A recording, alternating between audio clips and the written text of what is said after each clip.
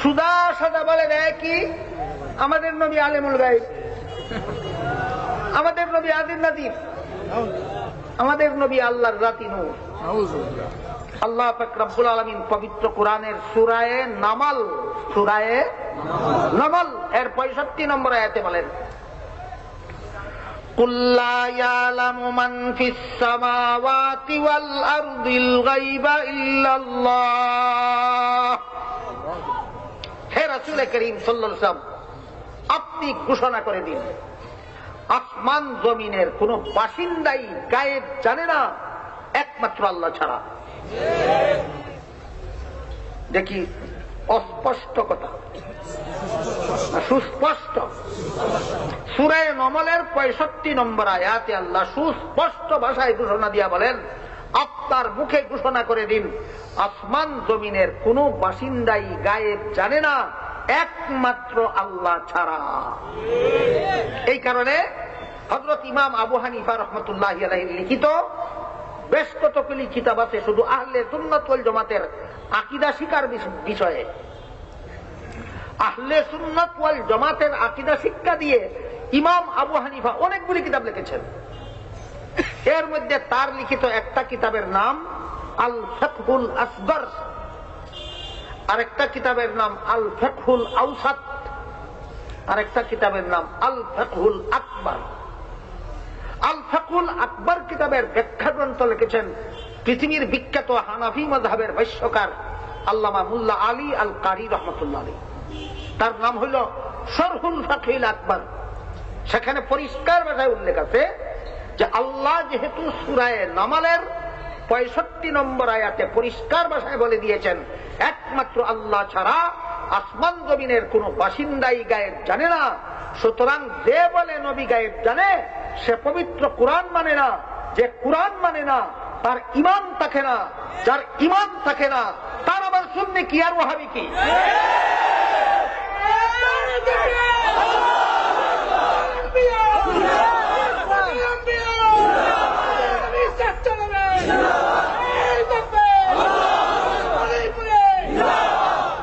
বুঝে থাকতে বলুন আলিমুল গায়ব নবী না আল্লাহ।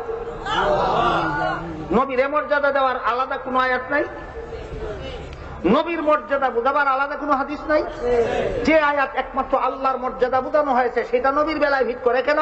কারণ নবীর মর্যাদা কি জানেই না। কথাটা বোঝাবার জন্য আপনাদেরকে একটা উদাহরণ দিচ্ছি শুনুন। একটা নারী ওয়াজ শুনল স্বামীকে খুব সম্মান করতে হয়, বাস্তবে কি আছে নাকি স্বামীকে অপমান করতে হয়? স্বামীকে সম্মান করতে হয় ওয়াজ চলছে, কিন্তু কি বললে স্বামীকে সম্মান হবে জানে না। বসে বসে চিন্তা করতে লাগলো, ওয়াজ যে শুনলাম স্বামীকে সম্মান করতে হবে, কি বললে স্বামীকে, কি বললে সম্মান হবে, কি বললে সম্মান হবে, কি বললে সম্মান হবে। চিন্তা করতে করতে করতে করতে অনেকক্ষণ পরে মনে জাগলো, আরে সম্মানের শব্দ তো আমার জানাই আছে, আব্বা। সম্মানের শব্দ তো জানাই আছে কি? বাস শব্দটা, তাই সব শব্দটা নিয়ে তৈয়ার হইয়া বসে রইল। আর জাউয়া বাজার থেকে স্বামী যখন মাছ পান নিয়ে রাত্রে 12টায় হাজির হইল, ডাক দিল, দরজা খুলো। দরজা খুলি বলে, আব্বা আজকে আপনি কেমন আছেন? জুতা লাগাইবনি, জুতা লাগাইবনি। কে কারে জুতা লাগাইব? অপমানজনক শব্দ কইছে? শব্দ অপমানজনক নয়, শব্দ সম্মানজনকই, কিন্তু স্বামীর জন্য নয়, জন্মদাতার জন্য। যেমন ভাবে জন্মদাতার জন্য সম্মানজনক শব্দ স্বামীর বেলায় বললে অপমান ছাড়া কিছু নয়, বেয়াদবি ছাড়া কিছু নয়, ঠিক তেমনি ভাবে আলিমুল গায়ব শব্দ অবশ্যই সম্মানজনক, নবীর জন্য নয়, আল্লাহর জন্য। আল্লাহর জন্য সম্মানজনক শব্দ নবীর বেলায় ব্যবহার করে বেঈমান, বেঈমান, বেঈমান ছাড়া কিছু নয়।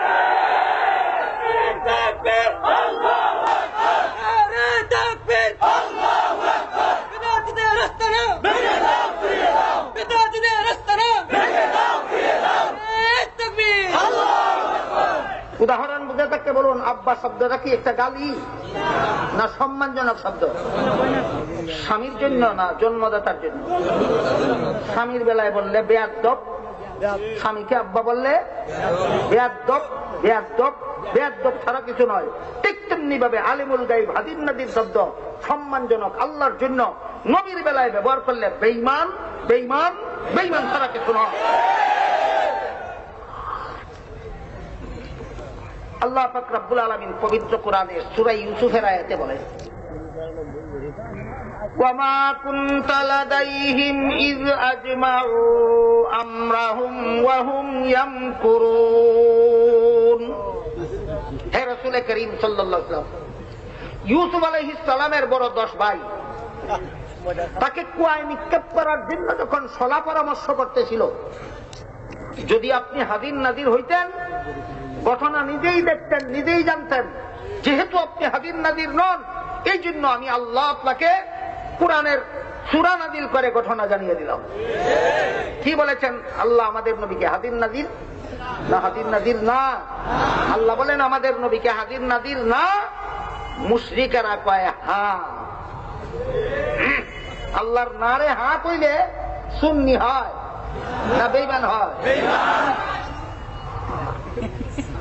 সূরা আলে ইমরানের আয়াতে আল্লাহ বলেন, ওয়ামা কুনতা লাদাইহিম ইয ইউলকুনা আকলামাহুম আইয়ুহুম ইয়াকফুলু মারইয়াম ওয়ামা কুনতা লাদাইহিম ইয ইখতাসিমুন। হযরত ঈসা আলাইহিস সালামের মা মরিয়ম যখন জন্মগ্রহণ করেছিলেন, তখন তার অভিভাবকত্ব সাব্যস্ত করার জন্য তারা একটা লটারি দিয়েছিল। লটারির ঘটনা বর্ণনা করে আল্লাহ বলেন, হে মুহাম্মদুর রাসূলুল্লাহ সাল্লাল্লাহু আলাইহি ওয়াসাল্লাম, যদি আপনি হাদির নাদির হইতেন, ঘটনা নিজেই দেখতেন, নিজেই জানতেন, আপনি হাদির নাদির না, এই জন্য আমি কুরআন নাযিল করে আপনাকে ঘটনা জানিয়ে দিলাম। আল্লাহ আমাদের নবীকে বারবার কুরআনের আয়াতে বলতেছেন আপনি হাদির নাদির না। তাহলে হাদির নাদির কে? আল্লাহ। এটাও চাপার জুড়ে কইলে হইতো না, কুরআন হাদিস লাগবে। চাপার জুড়ে বললে হবে না, কুরআন হাদিসের দলিল লাগবে। আল্লাহ পাক রব্বুল আলামিন বলেন, মা মিন নাজওয়া সালাসাতিন ইল্লা হুয়া রাবিউহুম ওয়ালা খামসাতিন ইল্লা হুয়া সাদিসুহুম ওয়ালা আদনা মিন যালিকা ওয়ালা আকসারা ইল্লা হুয়া মাহুম। কোন 3 জন মানুষ যদি চুপে চুপে কথা বলে, আল্লাহ তাদের কাছেও থাকেন। কোন 5 জন মানুষ যদি কানে কানে কথা বলে, আল্লাহ তাদের কাছেও থাকেন। 3 জন আর 5 জন উদাহরণস্বরূপ বলা হলো। 3-এর চেয়ে কমও যদি হয় কোন মানুষ যে কোনখানে, আল্লাহ সেখানেও থাকেন। 5-এর চেয়ে বেশি মানুষ যেখানে থাকে, আল্লাহ তাদের সাথে সেখানেও থাকেন। অন্য আয়াতে বলেন, ওয়াহুয়া মাকুম আইনামা কুনতুম। তোমাদের যে যখন যেখানেই থাকো, আল্লাহ তার সাথে তখন সেখানেই থাকেন। তোমাদের যে যখন যেখানেই থাকো, আল্লাহ তার সাথে তখন সেখানেই থাকেন। এইভাবে আয়াতগুলি বলতে থাকলে রাত পোহায় যাবে, আয়াত বলা শেষ হবে না। একটা আয়াত বলি, চূড়ান্ত একটা আয়াত বলি শুনুন। আল্লাহ শেষ পর্যন্ত বলেন, ওয়ামা কুন্না গায়িবিন, আমি কোথাও অনুপস্থিত নই। আমি কোথাও, আপনারা একটু বুঝে শুনে বলুন, যিনি কোথাও অনুপস্থিত নন, তিনি উপস্থিত কোথায়? এখন কি সাব্যস্ত হইল? আল্লাহ কি হাদির নাদির, সর্বত্র বিরাজমান একমাত্র আল্লাহ। হাদির নাদির একমাত্র আল্লাহ, সর্বত্র বিরাজমান একমাত্র আল্লাহ। হাদিস শরীফে রাসূল করিম সাল্লাল্লাহু আলাইহি ওয়াসাল্লাম বলেন, ইন্নাকুম লা তাদউনা আসাম্মা ওয়ালা গায়িবা। তোমরা যে আল্লাহর কাছে দোয়া করো, তিনি শুনেন না এমনও নন, তিনি অনুপস্থিত নন। যে আল্লাহ সবকিছু শুনেন, যে আল্লাহ সবখানে আছেন, সেই আল্লাহর কাছেই তোমরা দোয়া করছো। সুতরাং চিৎকার দিয়া দোয়া করার কোন যুক্তি নাই। আল্লাহ কোরআনেও বলেন আল্লাহ সর্বত্র বিরাজমান, রাসূল তার হাদিসেও বলেন আল্লাহ সর্বত্র বিরাজমান। সুতরাং হাদির নাদির কে? একমাত্র আল্লাহ। হাদির নাদির কে? একমাত্র আল্লাহ। যেই গুণ একমাত্র আল্লাহ ছাড়া আর কারো নাই, সেই গুণে কোন নবী রাসূলকে সম্মান করার নামে গুণান্বিত করার নামই শিরক। গুণান্বিত করার নামই শিরিক। আল্লাহ বলেন মান ইউশরিক বিল্লাহি ফাকাদ হাররামা আলাইহিল জান্নাহ, আল্লাহর সাথে যারা শিরিক করে তাদের জন্য আল্লাহর জান্নাত চিরতরে হারাম। আল্লাহর সাথে যারা শিরিক করে তাদের জন্য আল্লাহর জান্নাত কতদিনের জন্য হারাম? চিরতরে হারাম।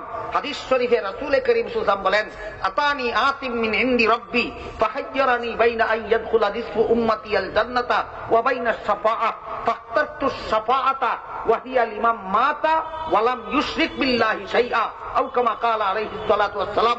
আল্লাহর রাসূল বলেন আল্লাহ দুটি প্রস্তাব দিয়ে আমার কাছে ফেরেশতা পাঠাইলেন, দুইটা প্রস্তাবের কোন একটা গ্রহণ করুন, আপনার অর্ধেক উম্মত বেহেশতে যাবে, অর্ধেক উম্মত দুজখে যাবে। এই প্রস্তাবটা যদি পছন্দ না হয় আরেকটা প্রস্তাব আছে, আপনার নেককার উম্মত বেহেশতে যাবে, গুনাহগার উম্মত দুজখে যাবে। তবে আপনার সুপারিশে গুনাহগার উম্মতকে দুজখ থেকে উদ্ধার করে জান্নাতে পৌঁছে দেওয়া হবে। দুইটা প্রস্তাব দিয়ে আল্লাহ নবীর কাছে ফেরেশতা পাঠাইলেন। বলুন আপনাদের কোন প্রস্তাবটা পছন্দ হয়? অর্ধেক উম্মত বেহেশতে যাবে, অর্ধেক উম্মত দুজখে যাবে, এই প্রস্তাবটা আপনাদের পছন্দ হয়? তাহলে 2 নম্বরটা কি? নেককার উম্মত বেহেশতে যাবে, গুনাহগার উম্মত দুজখে যাবে। তবে নবীর সুপারিশে গুনাহগার উম্মতকে দুজখ থেকে উদ্ধার করে জান্নাতে পৌঁছে দেওয়া হবে। এটা কত নম্বর? নবী কি বললেন পরে বলি, আপনাদের পছন্দ হয় কোনটা? 2 নম্বর। রাসূল বলেন ফাক্তারতু শাফাআতা, আমি 2 নম্বর প্রস্তাবটা গ্রহণ করলাম। তবে আল্লাহর সাথে যারা শরীকদার সাব্যস্ত করে তাদের জন্য আমার শাফাআত চিরতরে হারাম। আল্লাহর সাথে আল্লাহ ছাড়া কেউ আলিমুল গায়ব নাই। নবীরে আলিমুল গায়ব কোয়া মাত্র আল্লাহর সাথে শিরিক হয়। আল্লাহর সাথে শরীকদার সাব্যস্ত করার সাথে সাথে দুইটা জিনিস হারাম হইয়া যায়। একটা আল্লাহর জান্নাত চিরতরে হারাম, আর একটা নবীর শাফাআত চিরতরে হারাম।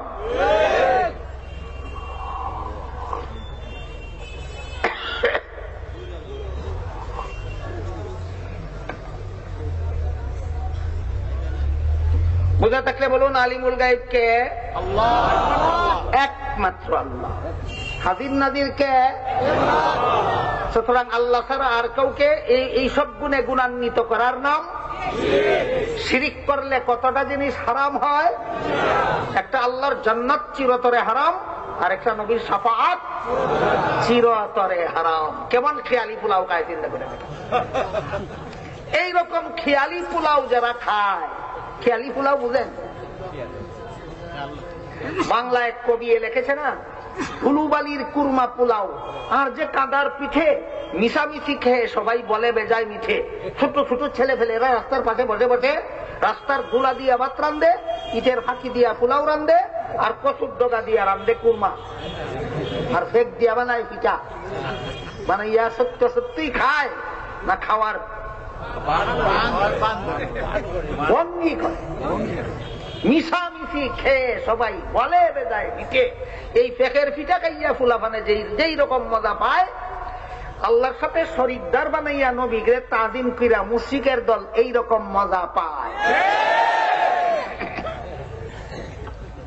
এরার ফেকের পিঠা যেই মজা, এরার নবীর তাজিম সেই মজা। কথা বুঝলেন কিনা দেখুন। আরেক কবি লিখেছে, মালয় দ্বীপে এক যে বুকা শিয়ালে খিদে পেলে মুরগি একে দেয়ালে, আপন মনে চাটতে তাকে খিয়ালে। মুরগি দৌড়াইয়া ধরতে শিয়ালের কষ্ট হয়, এই জন্য মুরগির ফিসে দৌড়ায় না। সেটা বুক লাগলে কয়লা দিয়া দেওয়ালের মধ্যে মুরগির ছবি আহে, ছবি সাথে আর মনে মনে ভাবে মুরগির ঘুষ খাইতেছি, মুরগির ঘুষ খাইতেছি, মুরগির ঘুষ খাইতেছি। কষ মুরগির ঘুষ খাইলে ফেট করবো। ওই হিয়ালে এইরকম মুরগির ঘুষ খায়, এরাও এইরকম নবীর তাজিম করে। এটা খেয়ালি পোলাও। এর নাম কি? খেয়ালি পোলাও। খেয়ালি পোলাওয়ের দ্বারা কাজ হবে না, বাস্তবতার দরকার। আল্লাহ পাক রব্বুল আলামিন পবিত্র কোরআনের আয়াতে বলেন, وَمِنَ النَّاسِ مَن يَتَّخِذُ مِن دُونِ اللَّهِ أَندَادًا يُحِبُّونَهُمْ كَحُبِّ اللَّهِ وَالَّذِينَ آمَنُوا أَشَدُّ حُبًّا لِلَّهِ وَلَوْ يَرَى الَّذِينَ ظَلَمُوا إِذْ يَرَوْنَ الْعَذَابَ أَنَّ الْقُوَّةَ لِلَّهِ جَمِيعًا وَأَنَّ اللَّهَ شَدِيدُ الْعَذَابِ إِذْ تَبَرَّأَ الَّذِينَ اتُّبِعُوا مِنَ الَّذِينَ اتَّبَعُوا وَرَأَوُا الْعَذَابَ وَتَقَطَّعَتْ بِهِمُ الْأَسْبَابُ وقال الذين اتبعوا لو أن لنا كرة فنتبرأ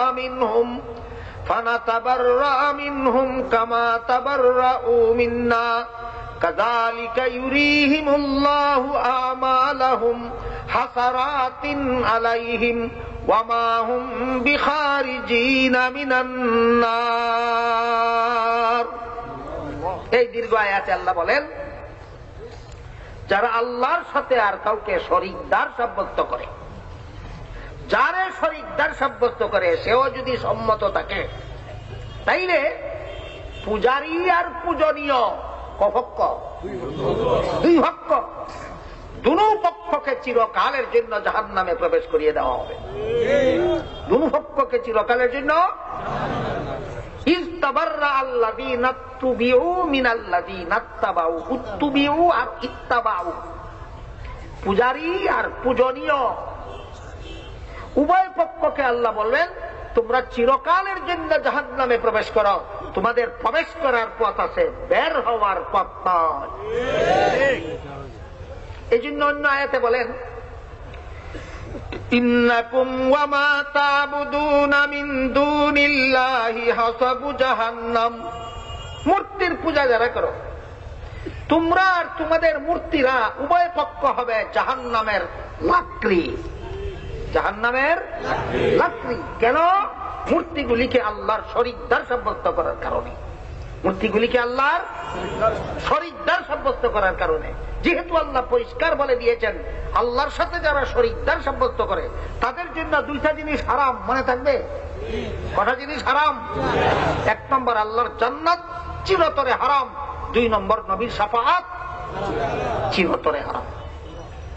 একটা প্রশ্নের জবাব দিয়া আজকের মতো কথা শেষ করতে চাই, মূর্তি আর নবী কি সমান? তাহলে মূর্তিরে আল্লাহর সাথে শরীকদার সাব্যস্ত করলে আল্লাহর জান্নাত চিরতরে হারাম হতে পারে, নবীর শাফাআত চিরতরে হারাম হতে পারে, নবীরে শরীকদার সাব্যস্ত করলে জান্নাত হারাম হবে কেন? প্রশ্নটা বুঝতে পেরেছেন? আমি আপনাদের একটা কথা জিজ্ঞেস করি, একটা মেয়ের স্বামী একসাথে কতজন হয়? একটাই হয়।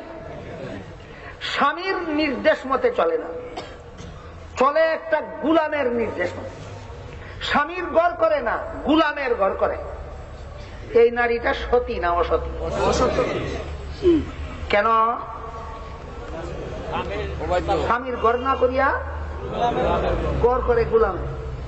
আচ্ছা, গুলামের ঘর করার কারণে যদি স্বামীর নারীটা অসতী হয় তাইলে আর গুলামের ঘর করবে না, এখন থেকে ঘর করবে জর্জ বুশে।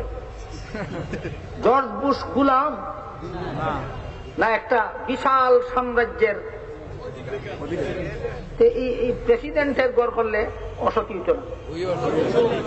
স্বামী বাদ দিয়া গুলামের ঘর করলে যেমন অসতী, প্রেসিডেন্টের ঘর করলে অসতী, ঠিক তেমনি ভাবে আল্লাহকে বাদ দিয়া মূর্তির পূজা করলে যেমন শিরিক, নবীর পূজা করলে অশিরিক। আল্লাহকে বাদ দিয়া মূর্তির পূজা করলেও শিরিক, নবীর পূজা করলেও শিরিক। এই জন্য সহিহ বুখারী শরীফের হাদিসে উল্লেখ আছে, আল্লাহ রাসূল বলেন, লা তুত্রুনি কামা আত্তাতিন নাসারা ঈসা ইবনে মারইয়াম ফাইন্নী আব্দুল্লাহি ওয়া রাসূলুহু ওয়ালাকিন কুলু আব্দুল্লাহি ওয়া রাসূলুহু। হে আমার উম্মত মুসলমানেরা, খ্রিস্টানেরা যেমন ভাবে তাদের নবীকে সম্মান করার নামে আল্লাহর সাথে শরীকদার সাব্যস্ত করেছিল, আমার উম্মত মুসলমানেরা তোমরা তেমনি ভাবে আমাকে সম্মান করার নামে আল্লাহর সাথে শরীকদার সাব্যস্ত করো না। সাবধান। নারীর যেমন ভাবে স্বামীকে বাদ দিয়া গুলামের সাথে মিলামিশা করলেও সতীত্ব থাকে না, সৈয়দের সাথে মিলামিশা করলেও সতীত্ব থাকে না, ঠিক তেমনি ভাবে আল্লাহর বান্দারা আল্লাহর বন্দেগী বাদ দিয়া মূর্তির পূজা করলেও ঈমান থাকে না, নবীর পূজা করলেও ঈমান থাকে না। বলুন, খ্রিস্টানেরা নবীর পূজা করেছিল কিনা? খ্রিস্টান কোন নবীর পূজা করেছিল? এই জন্য হাসরের মাঠে মানুষ যখন ঈসা আলাইহিস সালামকে বলবে যে আল্লাহর কাছে সুপারিশ করে দিন, আল্লাহ যেন আমাদের বিচার কাজটা সমাধা করে দেন, ঈসা আলাইহিস সালাম বলবেন আমি যদি তোমাদের বিচার কাজ সমাধা করে দেওয়ার জন্য আল্লাহর কাছে সুপারিশ করতে যাই, আল্লাহ যদি আমাকে বলেন হে ঈসা অন্য লোকের পক্ষে সুপারিশ করবে পরে, আগে বলো তোমাকে পাঠাইছিলাম আমার বান্দাকে আমার বন্দেকে শিক্ষা দেওয়ার জন্য, তোমার উম্মতেরা তোমার পূজা করলো কেন? তখন তোমাদের পক্ষে কথা বলবো না, আমার জান বাঁচাবো, এর চেয়ে নিরাপদ আমার সুপারিশের জন্য না যাওয়া। হাসরের মাঠেও খ্রিস্টানেরা যায় ঈসা নবীর পূজা করেছিল, এই কথাটা হাসরের মাঠেও আলোচনা হবে। তাইলে পূজা কি শুধু মূর্তি রয় না পূজা নবী রয়? পূজা শুধু মূর্তি রয় না নবী রয়? নবী রয়। যেমন ভাবে কোন নারী গুলামের সাথে মিলামিশা করলেও চরিত্রহীনা, সৈয়দের সাথে মিলামিশা, স্বামীকে বাদ দিয়া সৈয়দের সাথে মিলামিশা করলেও চরিত্রহীনা, ঠিক তেমনি ভাবে কোন বান্দা আল্লাহকে বাদ দিয়া মূর্তির পূজা করলেও শিরিক, নবীর পূজা করলেও শিরিক। বলুন নবীর মান দিয়ে, নবীর সম্মান মর্যাদার দোহাই দিয়া শিরিক করে কেন? কোরআনের আয়াতে আল্লাহ নবীর মান কিভাবে বলেছেন শিখে না, পড়ে না, জানে না। নবী কোন হাদিসে নিজের মর্যাদা কিভাবে বলেছেন শিখে না, পড়ে না, জানে না। কাজেই এদের কথা শুনতে যাবেন না। সহিহ মুসলিম শরীফ নামে এক হাদিসের কিতাব আছে, আপনারা অনেকের জানা থাকার কথা। সহিহ মুসলিম শরীফের ভূমিকায় লেখা আছে ইন্না হাযাল ইলমা দীনুন ফানজুরু আম্মান তাখুযুনা দীনাকুম। ইসলাম যেমন তোমাদের ধর্ম, ইসলামের জ্ঞানও তোমাদের ধর্মের অংশ। কাজেই ইসলামের জ্ঞান কার কাছে শিখতে যাও আগে তাকে চিনে নিও। যে নিজেই ইসলামের জ্ঞান শিখেনি তার কাছে তোমরা যদি ইসলামের জ্ঞান শিখতে যাও তোমাদেরকে পথভ্রষ্ট করবে ছাড়া উপায় থাকবে না।